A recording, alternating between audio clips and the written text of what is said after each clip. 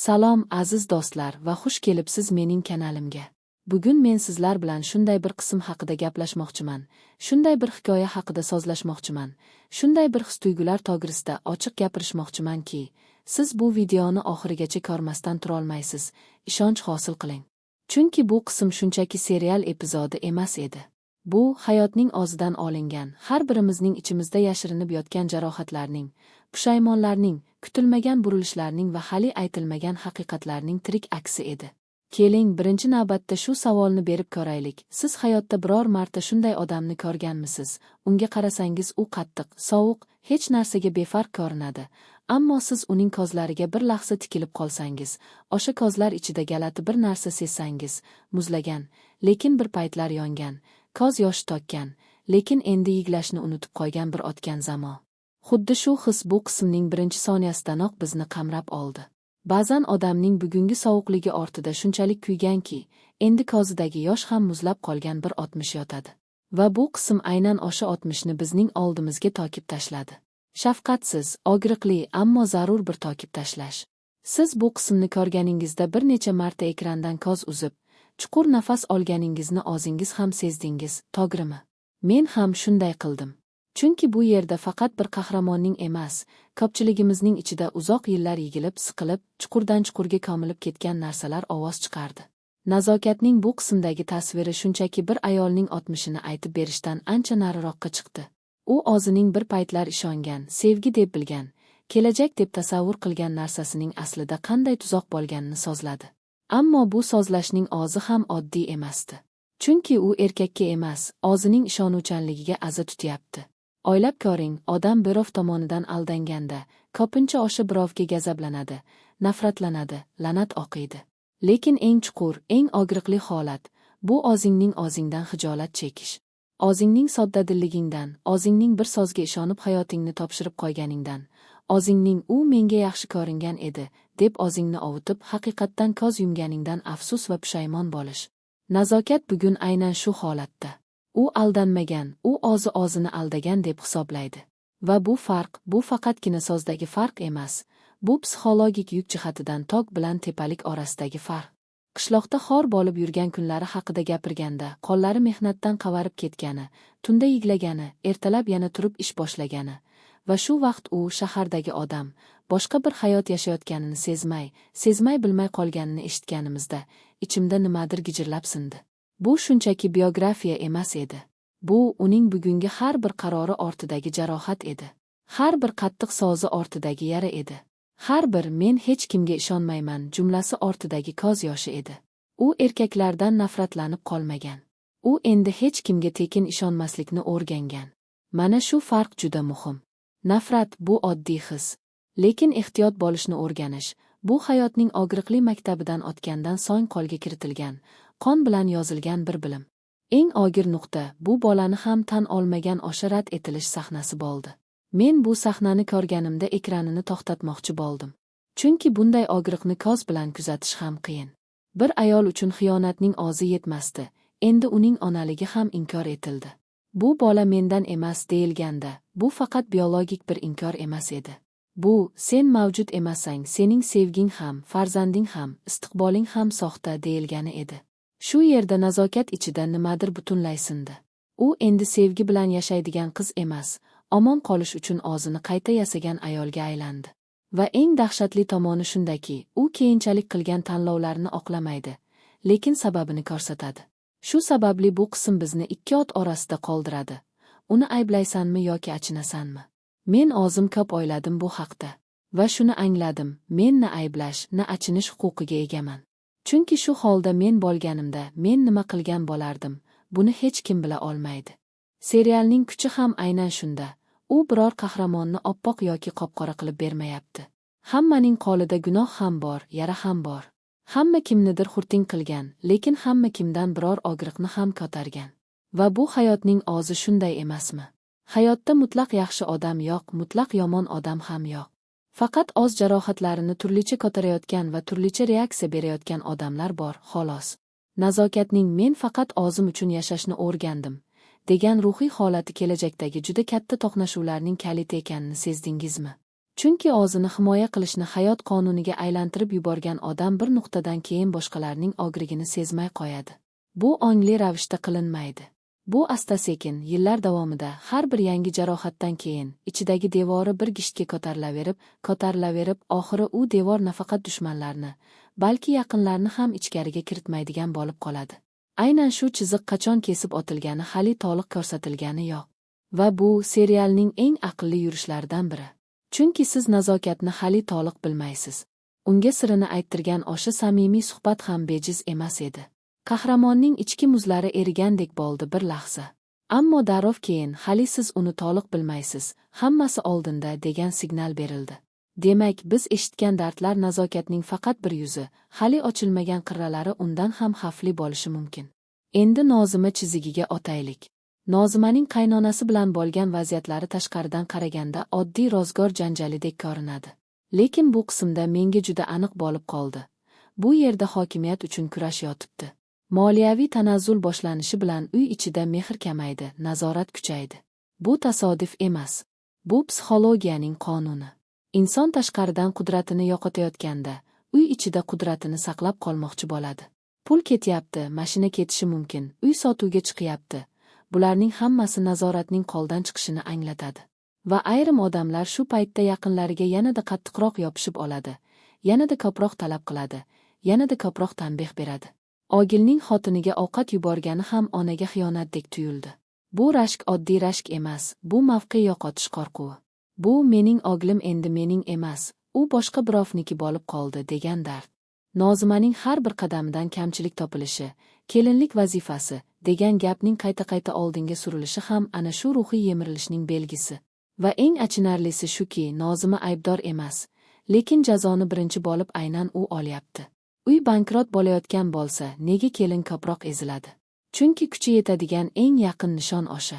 Bu shafqatsiz haqiqat. Bu juda real va juda og'riqli tasvir bo'ldi. Biroq shu uy ichida ham qarama-qarshi kuchlar bor. Bir tomonda tanbeh, ikkinchi tomonda himoya qilishga urinish. Demak, bu oila hali butunlay parchalanmagan, lekin ichki yoriqlar juda chuqurlashib ketgan. Va men shu yerda sizga bir savol bermoqchiman. Bu oilada ogil qaysi tomonni tanlaydi deb o'ylaysiz? Hozircha u o'rtada turibdi. Onasini ranjitmaydi, xotinini ham tashlamaydi. Lekin serial o'rtada turgan odamlarni uzoq ushlab turmaydi. Bir kun kelib u ham tanlov qilishga majbur bo'ladi. Va o'sha tanlov kim bo'lishidan qat'i nazar birini sindiradi. Zarina va onasi bilan bog'liq chiziq esa bu qismga juda zarur bo'lgan yorug'lik olib keldi. Chunki agar butun qism faqat og'riq, faqat zulm, faqat tanazzul bo'lganda, u tomoshabinni charchatib qo'ygan bo'lardi.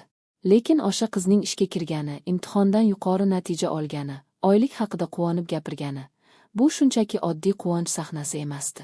Bu hikoyaning eng muhim g'oyasini kuchaytirdi. Ayrimlar yiqilib, qorong'i yo'lga kirib omon qoladi. Ayrimlar esa tish tirnog'i bilan halol imkoniyatni ushlab qoladi. Hayot ikkalasiga ham bir xil qattiq urdi. Ikkalasida ham tanlov bo'ldi. Lekin yo'l turlicha ketdi. Serial go'yo bitta savolni tashlayapti. Bu nima uchun? Javob esa shaxsiy xarakter, tanlov va kimning yo'lida kim uchraganida yotibdi. Ba'zan bir to'g'ri odam oz vaqtida hayotingizga kirib kelsa, sizni butunlay boshqa tomonga yo'llab yuboradi. Ba'zan esa o'sha paytda yoningizda noto'g'ri odam bo'lsa, bu shunday bir aybki, uni hech qachon to'liq to'lash mumkin emas. Uzoqdan kelgan og'ir xabar esa, bu butun voqealar oqimini o'zgartiradigan darajada kuchli edi. Farzandining ahvoli yomonlashgani haqidagi xabarni eshitgan onaning titrashi, birdan yo'l qidirishi, kechikib qolish qo'rquvi, bu ichidagi butun pushaymonlarni uyg'otdi. Bu yerda bir narsa juda sezildi. Ba'zan odam gurur bilan chiqib ketadi, lekin taqdir bolaning dardi orqali uni qaytib kelishga majbur qiladi. Bu hayotda ham shunday bo'ladi. Siz kim bilandir urushib, men seni umrimda ko'rmayman deb chiqib ketasiz. Va yillar o'tadi. Va keyin biror narsa bo'ladi, kasallik, falokat, yo'qotish. Va siz o'zingiz bilmagan holda o'sha eslagingiz ham kelmagan odamni eslab qolasiz. Va shu paytda ichingizda nima yigiladi? Gurur emas, pushaymon, uzr so'rash ishtiyoqi, kechirish imkoni topilarmikan degan umid. Agar u yetib borsa, onda ona sifatidagi aybi, alamli ajralish, kechirim va kechikish mavzulari bir joyda portlaydi. Agar yetib bora olmasa, serial bundan yanada og'ir fojia yasashi mumkin. Men umid qilaman u yetib boradi. Lekin serial siz umid qilgan narsani har doim ham beradi degan kafolat yo'q. Va bu yaxshi serialning belgisi. Siz qo'rqasiz. Siz havolanasiz. Siz ekrandan ko'z uzmaysiz. Chunki hamma narsa mumkin. Ofis tomonda yigilgan xavfli energiyaga kelganda esa, bu qismning eng elektr qismiga yetib keldik. Uchrashuvning tayyorlanishi, endi yuzma-yuz ko'ramiz degan kayfiyat, sobiq xodimlarning kelishi, maosh masalasining ko'tarilishi, bularning hammasi bitta katta portlash oldidan yigilgan qora bulutlar. Va bu oddiy suhbat bo'lmaydi. Bu yerda faqat loyiha talashuvi emas, sha'n, obro', eski xorlik, pul va hokimiyat to'qnashadi. Ayniqsa, kimdir bugun ular mazani ko'radi degan kayfiyatda kelayotganini ko'rsatganda, ichimda bir narsa muzlab qoldi. Chunki bunday kayfiyat bilan kirilgan uchrashuv, bu hech qachon suhbat emas, bu urush. Va urushda shafqat yo'q. Bu uchrashuv oldindan psixologik urush sifatida tayyorlangan. Bu yerga hech kim murosa uchun kirmaydi. Hamma o'zining qurolini olib kelgan. Hamma o'zining strategiyasini tayyorlagan. Hamma o'z manfaatini ko'zlagan. Va bu yerda biror odam ko'pchilik oldida sharmanda bo'lishi mumkin. Biror ittifoq buzilib, yangi ittifoq tuzilishi mumkin. Bugun yonma-yon turganlar ertaga bir-birini sotishi mumkin. Mana shu noaniqlik bu serialning kuchini yanada oshiradigan narsa. Mayda ko'ringan, ammo aslida kelajak uchun katta ishora bo'lgan o'sha detal. Kimningdir aynan nazokat tayyorlaydigan choyni qidirishi haqida ham bir necha so'z aytmoqchiman. Bu serialda hech narsa bejiz ko'rsatilmaydi. Buni men allaqachon anglab oldim. Shu choy epizodi ham bejiz emas. Bu bog'liqlik, ta'sir yoki ishonchning o'ziga xos shakli. Nazokat odamlarning faqat sirini emas, zaif nuqtalarini ham biladigan ayolga o'xshab boryapti. Va kuchli odamning zaif nuqtasini bilish, bu galatroq kuchdir. U bu bilimni qanday ishlatadi, qachon ishlatadi, kim uchun ishlatadi? Bu savollar kelajakda juda katta o'yinlarning boshlanishini anglatadi. Nazokatning o'tmishi ham juda yaqin orada unga qarshi qurol bo'lib ishlatiladi deb o'ylayman. Chunki u o'zini qayta qurgan bo'lsa-da, dushmanlari uning qanday yo'llardan o'tganini bilib qolsa, buni shafqatsiz ishlatadi. Hayotda ham shunday. Siz o'tmishingizni yashirish uchun qancha kuch sarflasangiz, kimdir uni topib sizga qarshi ishlatish uchun shuncha urinadi. Ammo shu bilan birga serialning bir narsani ham ko'rsatishini kutaman. Nazokatning ichida hali butunlay olmagan ayollik va onalik hissi borligini. U juda uzoq vaqt o'zini himoya qildi. Endi esa ehtimol birinchi marta kimnidir chin dildan himoya qilishga majbur bo'ladi. Va ana shunda uning haqiqiy qiyofasi bilinadi. Devori qulaganda qanday odam chiqib keladi? Ana shu savol menga eng qiziq tuyulyapti. Nozima esa ko'p chidamaydi. Bugun u sukut qildi. Lekin bu sukut zaiflik emas, to'planish edi. Ertaga javob qaytaradi. Chunki uy sotilishi, mashina ketishi, tanbehlar kuchayishi bilan uning ham ichida yigilib kelayotgan og'riq bir kun kelib yoriladi. Va o'sha kun qaynonaning tarbiya deb atagan narsasi aslida zulm bo'lib ko'rinadi. Bu yerda Ogilning tutumi ham katta rol o'ynaydi.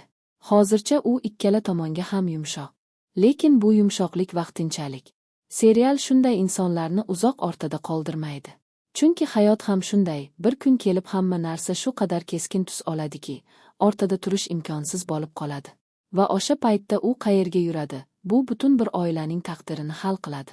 Eng dahshatlisi shundaki, bu qismda deyarli hamma narsa qaytmas nuqtaga yaqinlashdi. O'tmish aytilib bo'ldi, pullar tugab boryapti, sirlar uy ichidan tashqariga chiqyapti, xastalik yo'ldan qaytishga qo'ymayapti. Gurur esa hali ham hech kimni bukilishga qo'ymayapti. Bu kombinatsiya, bu portlash uchun barcha ingredientlar bir idishga solib bo'lingani demak. Va endi faqat bitta savol turibdi: kim birinchi bo'lib sinadi? Chunki bu hikoyada yutish uchun endi kuchning o'zi yetmaydi. Vijdon, sabr va vaqt bilan ham olishishga to'g'ri keladi. Va kuch bilan sabr o'rtasidagi kurashda ko'pincha kuch yutadi deb o'ylaymiz.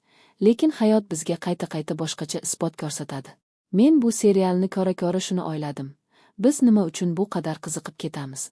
Nima uchun haqiqiy hayotimizda shu odamlar bilan qo'shni bo'lganimizda, balki ulardan yuz o'girganimiz holda ekranda ularga bu qadar bog'lanib qolamiz? Ehtimol, chunki ekranda biz xavfsizmiz. Biz og'riqni his qilamiz, lekin jarohat olmamiz. Biz ko'z yoshini ko'ramiz, lekin og'zimiz yiglaymiz. Biz xatoni ko'ramiz, lekin og'zimizga tegmaydi. Ammo eng muhimi, biz og'zimizni ko'ramiz. Har bir qahramonda og'zimizdan bir parcha topamiz. Nazokatdan ham, Nozimadan ham, hattoki uyida hokimiyatini yo'qotishdan qo'rqayotgan qaynonadan ham. Chunki biz barchamiz kimligimizni yo'qotib qo'yishdan qo'rqamiz. Barchamiz bir paytlar ishonib aldanganmiz. Barchamiz sukut saqlagan paytimiz bo'lgan, gapirish kerak edi, lekin gapira olmagan paytimiz bo'lgan. Keling, endi sizlar bilan ochiq gaplashay. Keyingi qismdan men nima kutayapman? Birinchi navbatda ofisdagi uchrashuvning qanday ketishini ko'rmoqchiman. Bu uchrashuv serialning eng kuchli sahnalaridan biriga aylanishi mumkin, agar yaxshi yozilsa. Ikkinchidan, nazokatning o'tmishidagi yana qanday yashirin qirralari borligini bilmoqchiman. Uchinchidan, o'sha ona Amerikaga yetib bora oladimi yo'qmi? Bu savolning javobi meni ko'proq bezovta qilyapti. Chunki agar yetib bora olmasa, u holda hissiy portlash shunchalik kuchli bo'ladiki, serial tamoman yangi bosqichga kiradi. Va nihoyat shuni aytmoqchiman, bu qism meni oylatdi. Uzoq oylatdi. Ba'zan serial shunchaki vaqt o'tkazish uchun ko'riladi. Lekin ba'zan u hayotning og'ziga oyna tutib qo'yadi. Va siz o'sha oynada o'zingizni ko'rsangiz, bu allaqachon oddiy serial emas. Siz bilan shunday bo'ldimi? Pastda izohlarga yozing, men barcha fikrlaringizni o'qiyman va javob beraman. Agar bu tahlil sizga yoqqan bo'lsa, like bosing, kanalga obuna bo'ling, do'stlaringizga ulashing. Chunki bunday muhokamalarni birga o'tkazish, bu yolg'iz tomosha qilishdan ko'ra ming chandar qiziqroq. Keyingi videoda yana shu serial muhokamasi bilan qaytaman. Yangi qism, yangi burilishlar, yangi tahlil bilan. Sabr qiling, ko'p kuttirib qo'ymayman. Xayr, aziz do'stlar, yana ko'rishguncha. Salom aziz do'stlar va xush kelibsiz mening kanalimga. Bugun men sizlar bilan shunday bir qism haqida gaplashmoqchiman, shunday bir hikoya haqida so'zlashmoqchiman, shunday bir his-tuyg'ular to'g'risida ochiq gapirishmoqchimanki, siz bu videoni oxirigacha ko'rmasdan turolmaysiz, ishonch hosil qiling. Chunki bu qism shunchaki serial epizodi emas edi. Bu hayotning o'zidan olingan, har birimizning ichimizda yashirinib yotgan jarohatlarning, pushaymonlarning, kutilmagan burilishlarning va hali aytilmagan haqiqatlarning tirik aksi edi. Keling, birinchi navbatda shu savolni berib ko'raylik. Siz hayotda biror marta shunday odamni ko'rganmisiz? Unga qarasangiz u qattiq, sovuq, hech narsaga befarq ko'rinadi. Ammo siz uning ko'zlariga bir lahza tikilib qolsangiz, o'sha ko'zlar ichida galati bir narsa sezsangiz, muzlagan, lekin bir paytlar yongan, ko'z yoshi to'kkan, lekin endi yiglashni unutib qo'ygan bir o'tgan zamon. Xuddi shu his bu qismning birinchi soniyasidanoq bizni qamrab oldi. Ba'zan odamning bugungi sovuqligi ortida shunchalik kuyganki, endi ko'zidagi yosh ham muzlab qolgan bir o'tmish yotadi. Va bu qism aynan o'sha o'tmishni bizning oldimizga to'kib tashladi. Shafqatsiz, og'riqli, ammo zarur bir to'kib tashlash. Siz bu qismni ko'rganingizda bir necha marta ekrandan ko'z uzib, chuqur nafas olganingizni o'zingiz ham sezdingiz, to'g'rimi? Men ham shunday qildim. Chunki bu yerda faqat bir qahramonning emas, ko'pchiligimizning ichida uzoq yillar yigilib, siqilib, chuqurdan chuqurga ko'milib ketgan narsalar ovoz chiqardi. Nazokatning bu qismdagi tasviri shunchaki bir ayolning o'tmishini aytib berishdan ancha nariroqqa chiqdi. U o'zining bir paytlar ishongan, sevgi deb bilgan, kelajak deb tasavvur qilgan narsasining aslida qanday tuzoq bo'lganini so'zladi. Ammo bu so'zlashning o'zi ham oddiy emasdi. Chunki u erkakka emas, o'zining ishonuvchanligiga aza tutyapti. O'ylab ko'ring, odam birov tomonidan aldanganda, ko'pincha o'sha birovga gazablanadi, nafratlanadi, la'nat o'qiydi. Lekin eng chuqur, eng og'riqli holat, bu o'zingning o'zingdan xijolat chekish. O'zingning soddadilligingdan, o'zingning bir so'zga ishonib hayotingni topshirib qo'yganingdan, o'zingning u menga yaxshi ko'ringan edi, deb o'zingni ovutib, haqiqatdan ko'z yumganingdan afsus va pushaymon bo'lish. Nazokat bugun aynan shu holatda. U aldanmagan, u o'zini aldagan deb hisoblaydi. Va bu farq, bu faqatgina so'zdagi farq emas, bu psixologik yuk jihatidan tog' bilan tepalik orasidagi farq. Qishloqda xor bo'lib yurgan kunlari haqida gapirganda, qo'llari mehnatdan qavarib ketgani, tunda yiglagani, ertalab yana turib ish boshlagani, va shu vaqt u shahardagi odam, boshqa bir hayot yashayotganini sezmay bilmay qolganini eshitganimizda, ichimda nimadir gijirlab sindi. Bu shunchaki biografiya emas edi. Bu uning bugungi har bir qarori ortidagi jarohat edi. Har bir qattiq so'zi ortidagi yara edi. Har bir men hech kimga ishonmayman jumlasi ortidagi ko'z yoshi edi. U erkaklardan nafratlanib qolmagan. U endi hech kimga tekin ishonmaslikni o'rgangan. Mana shu farq juda muhim. Nafrat bu oddiy his. Lekin ehtiyot bo'lishni o'rganish, bu hayotning og'riqli maktabidan o'tgandan so'ng qo'lga kiritilgan, qon bilan yozilgan bir bilim. Eng og'ir nuqta bu bolani ham tan olmagan o'sha rad etilish sahnasi bo'ldi. Men bu sahnani ko'rganimda ekranini to'xtatmoqchi bo'ldim. Chunki bunday og'riqni ko'z bilan kuzatish ham qiyin.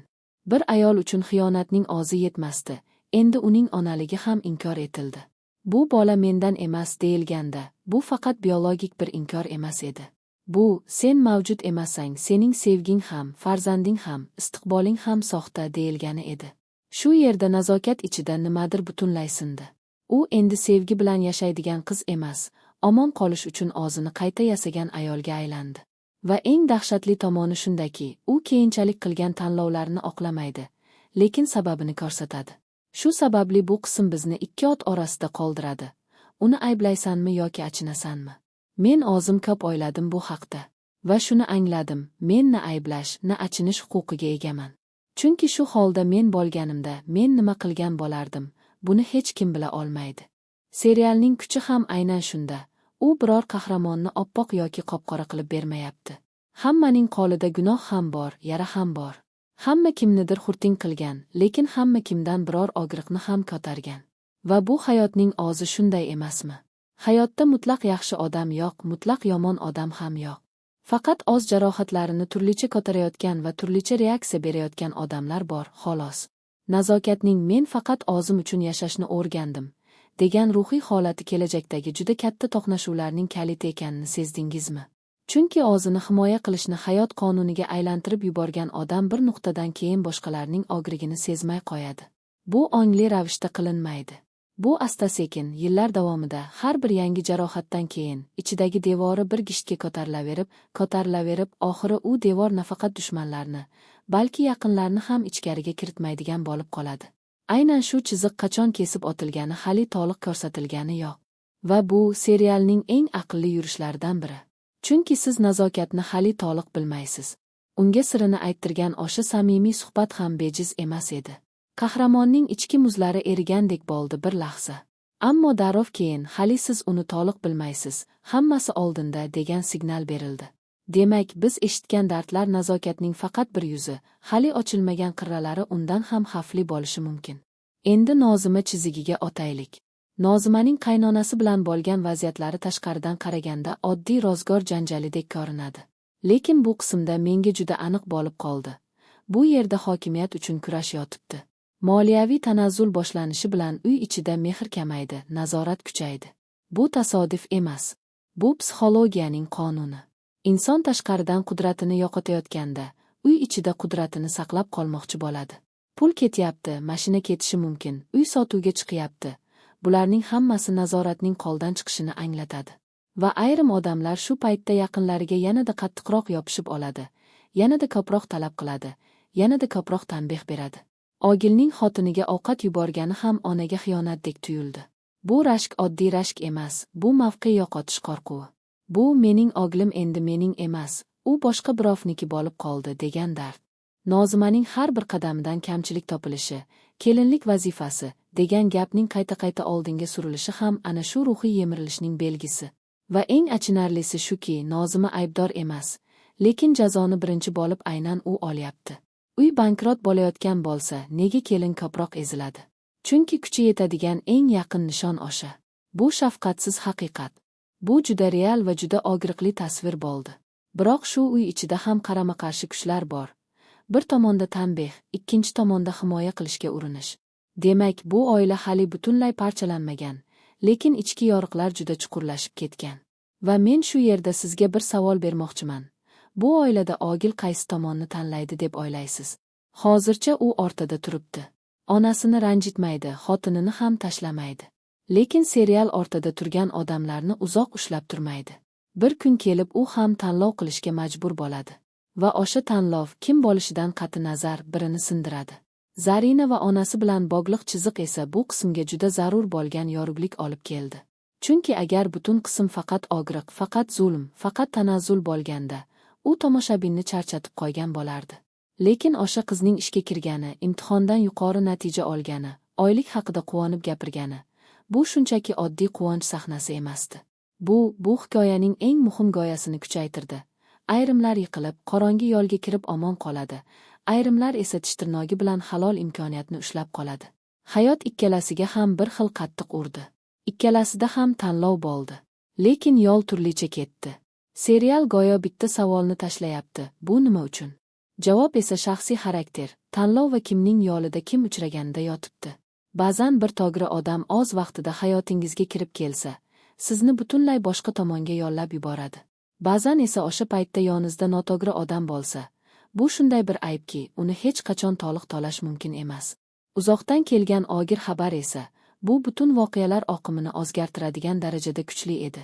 Farzandining ahvoli yomonlashgani haqidagi xabarni eshitgan onaning titrashi, birdan yo'l qidirishi, kechikib qolish qo'rquvi, bu ichidagi butun pushaymonlarni uyg'otdi. Bu yerda bir narsa juda sezildi. Ba'zan odam gurur bilan chiqib ketadi, lekin taqdir bolaning dardi orqali uni qaytib kelishga majbur qiladi. Bu hayotda ham shunday bo'ladi. Siz kim bilandir urushib, men seni umrimda ko'rmayman deb chiqib ketasiz. Va yillar o'tadi.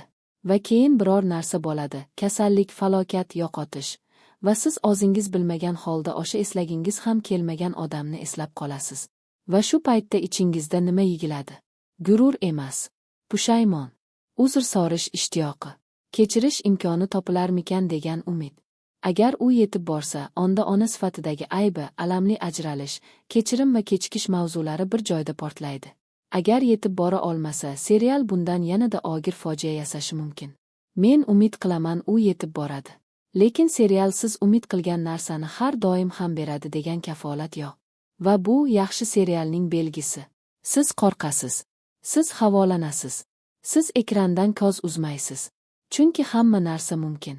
Ofis tomonda yigilgan xavfli energiyaga kelganda esa, bu qismning eng elektr qismiga yetib keldik. Uchrashuvning tayyorlanishi, endi yuzma-yuz ko'ramiz degan kayfiyat, sobiq xodimlarning kelishi, maosh masalasining ko'tarilishi, bularning hammasi bitta katta portlash oldidan yigilgan qora bulutlar. Va bu oddiy suhbat bo'lmaydi. Bu yerda faqat loyiha talashuvi emas, sha'n, obro', eski xorlik, pul va hokimiyat to'qnashadi. Ayniqsa, kimdir bugun ular mazani ko'radi degan kayfiyatda kelayotganini ko'rsatganda, ichimda bir narsa muzlab qoldi. Chunki bunday kayfiyat bilan kirilgan uchrashuv, bu hech qachon suhbat emas, bu urush. Va urushda shafqat yo'q. Bu uchrashuv oldindan psixologik urush sifatida tayyorlangan. Bu yerga hech kim murosa uchun kirmaydi. Hamma o'zining qurolini olib kelgan. Hamma o'zining strategiyasini tayyorlagan. Hamma o'z manfaatini ko'zlagan. Va bu yerda biror odam ko'pchilik oldida sharmanda bo'lishi mumkin. Biror ittifoq buzilib, yangi ittifoq tuzilishi mumkin. Bugun yonma-yon turganlar ertaga bir-birini sotishi mumkin. Mana shu noaniqlik bu serialning kuchini yanada oshiradigan narsa. Mayda ko'ringan, ammo aslida kelajak uchun katta ishora bo'lgan o'sha detal. Kimningdir aynan nazokat tayyorlaydigan choyni qidirishi haqida ham bir necha so'z aytmoqchiman. Bu serialda hech narsa bejiz ko'rsatilmaydi. Buni men allaqachon anglab oldim. Shu choy epizodi ham bejiz emas. Bu bog'liqlik, ta'sir yoki ishonchning o'ziga xos shakli. Nazokat odamlarning faqat sirini emas, zaif nuqtalarini ham biladigan ayolga o'xshab boryapti. Va kuchli odamning zaif nuqtasini bilish, bu galatroq kuchdir. U bu bilimni qanday ishlatadi, qachon ishlatadi, kim uchun ishlatadi?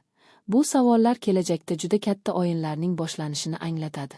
Nazokatning o'tmishi ham juda yaqin orada unga qarshi qurol bo'lib ishlatiladi deb o'ylayman. Chunki u o'zini qayta qurgan bo'lsa-da, dushmanlari uning qanday yo'llardan o'tganini bilib qolsa, buni shafqatsiz ishlatadi. Hayotda ham shunday. Siz o'tmishingizni yashirish uchun qancha kuch sarflasangiz, kimdir uni topib sizga qarshi ishlatish uchun shuncha urinadi. Ammo shu bilan birga serialning bir narsani ham ko'rsatishini kutaman. Nazokatning ichida hali butunlay olmagan ayollik va onalik hissi borligini. U juda uzoq vaqt o'zini himoya qildi. Endi esa ehtimol birinchi marta kimnidir chin dildan himoya qilishga majbur bo'ladi. Va ana shunda uning haqiqiy qiyofasi bilinadi.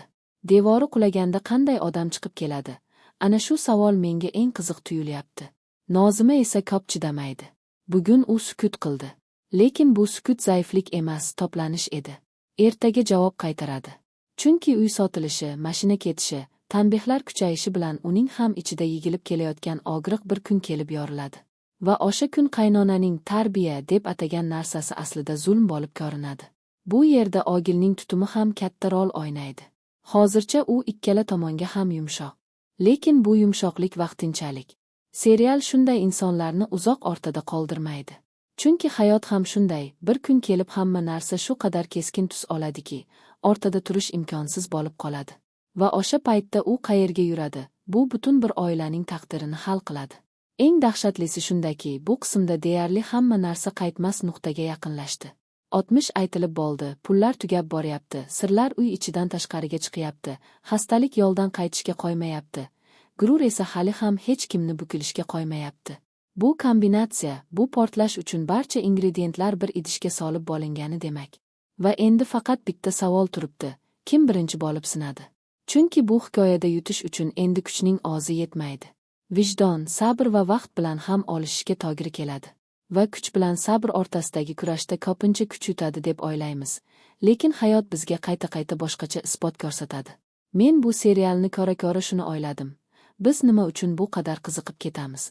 Nima uchun haqiqiy hayotimizda shu odamlar bilan qo'shni bo'lganimizda, balki ulardan yuz o'girganimiz holda ekranda ularga bu qadar bog'lanib qolamiz? Ehtimol, chunki ekranda biz xavfsizmiz. Biz og'riqni his qilamiz, lekin jarohat olmamiz. Biz ko'z yoshini ko'ramiz, lekin og'zimiz yiglaymiz. Biz xatoni ko'ramiz, lekin og'zimizga tegmaydi. Ammo eng muhimi, biz og'zimizni ko'ramiz. Har bir qahramonda og'zimizdan bir parcha topamiz. Nazokatdan ham, Nozimadan ham, hattoki uyida hokimiyatini yo'qotishdan qo'rqayotgan qaynonadan ham. Chunki biz barchamiz kimligimizni yo'qotib qo'yishdan qo'rqamiz. Barchamiz bir paytlar ishonib aldanganmiz. Barchamiz sukut saqlagan paytimiz bo'lgan, gapirish kerak edi, lekin gapira olmagan paytimiz bo'lgan. Keling, endi sizlar bilan ochiq gaplashay. Keyingi qismdan men nima kutayapman? Birinchi navbatda ofisdagi uchrashuvning qanday ketishini ko'rmoqchiman. Bu uchrashuv serialning eng kuchli sahnalaridan biriga aylanishi mumkin, agar yaxshi yozilsa. Ikkinchidan, nazokatning 60idagi yana qanday yashirin qirralari borligini bilmoqchiman. Uchinchidan, o'sha ona Amerikaga yetib bora oladimi yo'qmi? Bu savolning javobi meni ko'proq bezovta qilyapti. Chunki agar yetib bora olmasa, u holda hissiy portlash shunchalik kuchli bo'ladiki, serial tamoman yangi bosqichga kiradi. Va nihoyat shuni aytmoqchiman, bu qism meni o'ylatdi. Uzoq o'ylatdi. Ba'zan serial shunchaki vaqt o'tkazish uchun ko'riladi. Lekin ba'zan u hayotning og'ziga oyna tutib qo'yadi. Va siz o'sha oynada o'zingizni ko'rsangiz, bu allaqachon oddiy serial emas. Siz bilan shunday bo'ldimi? Pastda izohlarga yozing, men barcha fikrlaringizni o'qiyman va javob beraman. Agar bu tahlil sizga yoqqan bo'lsa, like bosing, kanalga obuna bo'ling, do'stlaringizga ulashing. Chunki bunday muhokamalarni birga o'tkazish, bu yolg'iz tomosha qilishdan ko'ra ming chandar qiziqroq. Keyingi videoda yana shu serial muhokamasi bilan qaytaman. Yangi qism, yangi burilishlar, yangi tahlil bilan. Sabr qiling, ko'p kuttirib qo'ymayman. Xayr, aziz do'stlar, yana ko'rishguncha. Salom aziz do'stlar va xush kelibsiz mening kanalimga. Bugun men sizlar bilan shunday bir qism haqida gaplashmoqchiman, shunday bir hikoya haqida so'zlashmoqchiman, shunday bir his-tuyg'ular to'g'risida ochiq gapirishmoqchimanki, siz bu videoni oxirigacha ko'rmasdan turolmaysiz, ishonch hosil qiling. Chunki bu qism shunchaki serial epizodi emas edi. Bu hayotning o'zidan olingan, har birimizning ichimizda yashirinib yotgan jarohatlarning, pushaymonlarning, kutilmagan burilishlarning va hali aytilmagan haqiqatlarning tirik aksi edi. Keling, birinchi navbatda shu savolni berib ko'raylik. Siz hayotda biror marta shunday odamni ko'rganmisiz? Unga qarasangiz u qattiq, sovuq, hech narsaga befarq ko'rinadi. Ammo siz uning ko'zlariga bir lahza tikilib qolsangiz, o'sha ko'zlar ichida galati bir narsa sezsangiz, muzlagan, lekin bir paytlar yongan, ko'z yoshi to'kkan, lekin endi yiglashni unutib qo'ygan bir o'tgan zamon. Xuddi shu his bu qismning birinchi soniyasidanoq bizni qamrab oldi. Ba'zan odamning bugungi sovuqligi ortida shunchalik kuyganki, endi ko'zidagi yosh ham muzlab qolgan bir o'tmish yotadi. Va bu qism aynan o'sha o'tmishni bizning oldimizga to'kib tashladi. Shafqatsiz, og'riqli, ammo zarur bir to'kib tashlash. Siz bu qismni ko'rganingizda bir necha marta ekrandan ko'z uzib, chuqur nafas olganingizni o'zingiz ham sezdingiz, to'g'rimi? Men ham shunday qildim. Chunki bu yerda faqat bir qahramonning emas, ko'pchiligimizning ichida uzoq yillar yigilib, siqilib, chuqurdan chuqurga ko'milib ketgan narsalar ovoz chiqardi. Nazokatning bu qismdagi tasviri shunchaki bir ayolning o'tmishini aytib berishdan ancha nariroqqa chiqdi. U o'zining bir paytlar ishongan, sevgi deb bilgan, kelajak deb tasavvur qilgan narsasining aslida qanday tuzoq bo'lganini so'zladi. Ammo bu so'zlashning o'zi ham oddiy emasdi. Chunki u erkakka emas, o'zining ishonuvchanligiga aza tutyapti. Oylab ko'ring, odam birov tomonidan aldanganda, ko'pincha o'sha birovga gazablanadi, nafratlanadi, la'nat o'qiydi. Lekin eng chuqur, eng og'riqli holat bu o'zingdan hijolat chekish. O'zingning soddadilligingdan, o'zingning bir so'zga ishonib hayotingni topshirib qo'yganingdan, o'zingning u menga yaxshi ko'ringan edi, deb o'zingni ovutib, haqiqatdan ko'z yumganingdan afsus va pushaymon bo'lish. Nazokat bugun aynan shu holatda. U aldanmagan, u o'zini aldagan deb hisoblaydi. Va bu farq, bu faqatgina so'zdagi farq emas, bu psixologik yuk jihatidan tok bilan tepalik orasidagi farq. Qishloqda xor bo'lib yurgan kunlari haqida gapirganda, qo'llari mehnatdan qavarib ketgani, tunda yiglagani, ertalab yana turib ish boshlagani va shu vaqt u shahardagi odam, boshqa bir hayot yashayotganini sezmay bilmay qolganini eshitganimizda, ichimda nimadir gijirlab sindi. Bu shunchaki biografiya emas edi. Bu uning bugungi har bir qarori ortidagi jarohat edi. Har bir qattiq so'zi ortidagi yara edi. Har bir men hech kimga ishonmayman jumlasi ortidagi ko'z yoshi edi. U erkaklardan nafratlanib qolmagan. U endi hech kimga tekin ishonmaslikni o'rgangan. Mana shu farq juda muhim. Nafrat bu oddiy his. Lekin ehtiyot bo'lishni o'rganish, bu hayotning og'riqli maktabidan o'tgandan so'ng qo'lga kiritilgan, qon bilan yozilgan bir bilim. Eng og'ir nuqta bu bolani ham tan olmagan o'sha rad etilish sahnasi bo'ldi. Men bu sahnani ko'rganimda ekranini to'xtatmoqchi bo'ldim. Chunki bunday og'riqni ko'z bilan kuzatish ham qiyin. Bir ayol uchun xiyonatning o'zi yetmasdi, endi uning onaligi ham inkor etildi.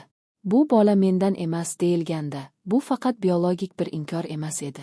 Bu, sen mavjud emasang, sening sevging ham, farzanding ham, istiqboling ham soxta deyilgani edi. Shu yerda nazokat ichida nimadir butunlay sindi. U endi sevgi bilan yashaydigan qiz emas, omon qolish uchun o'zini qayta yasagan ayolga aylandi.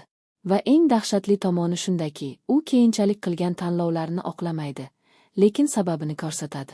Shu sababli bu qism bizni ikki ot orasida qoldiradi. Uni ayblaysanmi yoki achinasanmi? Men o'zim ko'p o'yladim bu haqda. Va shuni angladim, men na ayblash, na achinish huquqiga egaman. Chunki shu holda men bo'lganimda, men nima qilgan bo'lardim, buni hech kim bila olmaydi. Serialning kuchi ham aynan shunda. U biror qahramonni oppoq yoki qop-qora qilib bermayapti. Hammaning qo'lida gunoh ham bor, yara ham bor. Hamma kimnidir hurting qilgan, lekin hamma kimdan biror og'riqni ham ko'targan. Va bu hayotning o'zi shunday emasmi? Hayotda mutlaq yaxshi odam yo'q, mutlaq yomon odam ham yo'q. Faqat o'z jarohatlarini turlicha ko'tarayotgan va turlicha reaksiya berayotgan odamlar bor, xolos. Nazokatning men faqat o'zim uchun yashashni o'rgandim degan ruhiy holati kelajakdagi juda katta to'qnashuvlarning kaliti ekanini sezdingizmi? Chunki o'zini himoya qilishni hayot qonuniga aylantirib yuborgan odam bir nuqtadan keyin boshqalarning og'rigini sezmay qo'yadi. Bu ongli ravishda qilinmaydi. Bu asta-sekin, yillar davomida har bir yangi jarohatdan keyin ichidagi devori bir gishtga ko'tarilaverib, oxiri u devor nafaqat dushmanlarni, balki yaqinlarni ham ichkariga kiritmaydigan bo'lib qoladi. Aynan shu chiziq qachon kesib o'tilgani hali to'liq ko'rsatilgani yo'q. Va bu serialning eng aqlli yurishlaridan biri. Chunki siz nazokatni hali to'liq bilmaysiz. Unga sirini ayttirgan o'sha samimiy suhbat ham bejiz emas edi. Qahramonning ichki muzlari erigandek bo'ldi bir lahza. Ammo darrov keyin hali siz uni to'liq bilmaysiz, hammasi oldinda degan signal berildi. Demak, biz eshitgan dardlar nazokatning faqat bir yuzi, hali ochilmagan qirralari undan ham xavfli bo'lishi mumkin. Endi Nozima chizigiga o'taylik. Nozimaning qaynonasi bilan bo'lgan vaziyatlari tashqaridan qaraganda oddiy rozgor janjalidek ko'rinadi. Lekin bu qismda menga juda aniq bo'lib qoldi. Bu yerda hokimiyat uchun kurash yotibdi. Moliyaviy tanazzul boshlanishi bilan uy ichida mehr kamaydi, nazorat kuchaydi. Bu tasodif emas. Bu psixologiyaning qonuni. Inson tashqaridan qudratini yo'qotayotganda, uy ichida qudratini saqlab qolmoqchi bo'ladi. Pul ketyapti, mashina ketishi mumkin, uy sotuvga chiqyapti. Bularning hammasi nazoratning qo'ldan chiqishini anglatadi. Va ayrim odamlar shu paytda yaqinlariga yanada qattiqroq yopishib oladi, yanada ko'proq talab qiladi, yanada ko'proq tanbeh beradi. Ogilning xotiniga ovqat yuborgani ham onaga xiyonatdek tuyuldi. Bu rashk oddiy rashk emas, bu mavqe yo'qotish qo'rquvi. Bu mening oglim endi mening emas, u boshqa birovniki bo'lib qoldi degan dard. Nozimaning har bir qadamidan kamchilik topilishi, kelinlik vazifasi degan gapning qayta-qayta oldinga surilishi ham ana shu ruhiy yemirilishning belgisi. Va eng achinarlisi shuki, Nozima aybdor emas, lekin jazoni birinchi bo'lib aynan u olyapti. Uy bankrot bo'layotgan bo'lsa, nega kelin ko'proq eziladi? Chunki kuchi yetadigan eng yaqin nishon o'sha. Bu shafqatsiz haqiqat. Bu juda real va juda og'riqli tasvir bo'ldi. Biroq shu uy ichida ham qarama-qarshi kuchlar bor. Bir tomonda tanbeh, ikkinchi tomonda himoya qilishga urinish. Demak, bu oila hali butunlay parchalanmagan, lekin ichki yoriqlar juda chuqurlashib ketgan. Va men shu yerda sizga bir savol bermoqchiman. Bu oilada Ogil qaysi tomonni tanlaydi deb o'ylaysiz? Hozircha u ortada turibdi. Onasini ranjitmaydi, xotinini ham tashlamaydi. Lekin serial ortada turgan odamlarni uzoq ushlab turmaydi. Bir kun kelib u ham tanlov qilishga majbur bo'ladi. Va o'sha tanlov kim bo'lishidan qat'i nazar birini sindiradi. Zarina va onasi bilan bog'liq chiziq esa bu qismga juda zarur bo'lgan yorug'lik olib keldi. Chunki agar butun qism faqat og'riq, faqat zulm, faqat tanazzul bo'lganda, u tomoshabinni charchatib qo'ygan bo'lardi. Lekin o'sha qizning ishga kirgani, imtihondan yuqori natija olgani, oylik haqida quvonib gapirgani, bu shunchaki oddiy quvonch sahnasi emasdi. Bu hikoyaning eng muhim g'oyasini kuchaytirdi. Ayrimlar yiqilib, qorong'i yo'lga kirib omon qoladi. Ayrimlar esa tishtirnog'i bilan halol imkoniyatni ushlab qoladi. Hayot ikkalasiga ham bir xil qattiq urdi. Ikkalasida ham tanlov bo'ldi. Lekin yo'l turlicha ketdi. Serial go'yo bitta savolni tashlayapti. Bu nima uchun? Javob esa shaxsiy xarakter, tanlov va kimning yo'lida kim uchraganida yotibdi. Ba'zan bir to'g'ri odam oz vaqtida hayotingizga kirib kelsa, sizni butunlay boshqa tomonga yo'llab yuboradi. Ba'zan esa o'sha paytda yoningizda noto'g'ri odam bo'lsa, bu shunday bir aybki, uni hech qachon to'liq mumkin emas. Uzoqdan kelgan og'ir xabar esa, bu butun voqealar oqimini o'zgartiradigan darajada kuchli edi. Farzandining ahvoli yomonlashgani haqidagi xabarni eshitgan onaning titrashi, birdan yo'l qidirishi, kechikib qolish qo'rquvi, bu ichidagi butun pushaymonlarni uyg'otdi. Bu yerda bir narsa juda sezildi. Ba'zan odam gurur bilan chiqib ketadi, lekin taqdir bolaning dardi orqali uni qaytib kelishga majbur qiladi. Bu hayotda ham shunday bo'ladi. Siz kim bilandir urushib, men seni umrimda ko'rmayman deb chiqib ketasiz. Va yillar o'tadi. Va keyin biror narsa bo'ladi, kasallik, falokat, yo'qotish. Va siz o'zingiz bilmagan holda o'sha eslagingiz ham kelmagan odamni eslab qolasiz. Va shu paytda ichingizda nima yigiladi? Gurur emas, pushaymon, uzr so'rash ishtiyoqi, kechirish imkoni topilarmikan degan umid. Agar u yetib borsa, onda ona sifatidagi aybi, alamli ajralish, kechirim va kechikish mavzulari bir joyda portlaydi. Agar yetib bora olmasa, serial bundan yanada og'ir fojia yasashi mumkin. Men umid qilaman u yetib boradi. Lekin serial siz umid qilgan narsani har doim ham beradi degan kafolat yo'q. Va bu yaxshi serialning belgisi. Siz qo'rqasiz. Siz havolanasiz. Siz ekrandan ko'z uzmaysiz. Chunki hamma narsa mumkin. Ofis tomonda yigilgan xavfli energiyaga kelganda esa, bu qismning eng elektr qismiga yetib keldik. Uchrashuvning tayyorlanishi, endi yuzma-yuz ko'ramiz degan kayfiyat, sobiq xodimlarning kelishi, maosh masalasining ko'tarilishi, bularning hammasi bitta katta portlash oldidan yigilgan qora bulutlar. Va bu oddiy suhbat bo'lmaydi. Bu yerda faqat loyiha talashuvi emas, sha'an, obro', eski xorlik, pul va hokimiyat to'qnashadi. Ayniqsa, kimdir bugun ular mazani ko'radi degan kayfiyatda kelayotganini ko'rsatganda, ichimda bir narsa muzlab qoldi. Chunki bunday kayfiyat bilan kirilgan uchrashuv, bu hech qachon suhbat emas, bu urush. Va urushda shafqat yo'q. Bu uchrashuv oldindan psixologik urush sifatida tayyorlangan. Bu yerga hech kim murosa uchun kirmaydi. Hamma o'zining qurolini olib kelgan. Hamma o'zining strategiyasini tayyorlagan. Hamma o'z manfaatini ko'zlagan. Va bu yerda biror odam ko'pchilik oldida sharmanda bo'lishi mumkin. Biror ittifoq buzilib, yangi ittifoq tuzilishi mumkin. Bugun yonma-yon turganlar ertaga bir-birini sotishi mumkin. Mana shu noaniqlik bu serialning kuchini yanada oshiradigan narsa. Mayda ko'ringan, ammo aslida kelajak uchun katta ishora bo'lgan o'sha detal. Kimningdir aynan nazokat tayyorlaydigan choyni qidirishi haqida ham bir necha so'z aytmoqchiman. Bu serialda hech narsa bejiz ko'rsatilmaydi. Buni men allaqachon anglab oldim. Shu choy epizodi ham bejiz emas. Bu bog'liqlik, ta'sir yoki ishonchning o'ziga xos shakli. Nazokat odamlarning faqat sirini emas, zaif nuqtalarini ham biladigan ayolga o'xshab boryapti. Va kuchli odamning zaif nuqtasini bilish, bu galatroq kuchdir. U bu bilimni qanday ishlatadi, qachon ishlatadi, kim uchun ishlatadi? Bu savollar kelajakda juda katta o'yinlarning boshlanishini anglatadi. Nazokatning 60 ham juda yaqin orada unga qarshi qurol bo'lib ishlatiladi deb o'ylayman. Chunki u o'zini qayta qurgan bo'lsa-da, dushmanlari uning qanday yo'llardan o'tganini bilib qolsa, buni shafqatsiz ishlatadi. Hayotda ham shunday. Siz 60ingizni yashirish uchun qancha kuch sarflasangiz, kimdir uni topib sizga qarshi ishlatish uchun shuncha urinadi. Ammo shu bilan birga serialning bir narsani ham ko'rsatishini kutaman. Nazokatning ichida hali butunlay olmagan ayollik va onalik hissi borligini. U juda uzoq vaqt o'zini himoya qildi. Endi esa ehtimol birinchi marta kimnidir chin dildan himoya qilishga majbur bo'ladi. Va ana shunda uning haqiqiy qiyofasi bilinadi.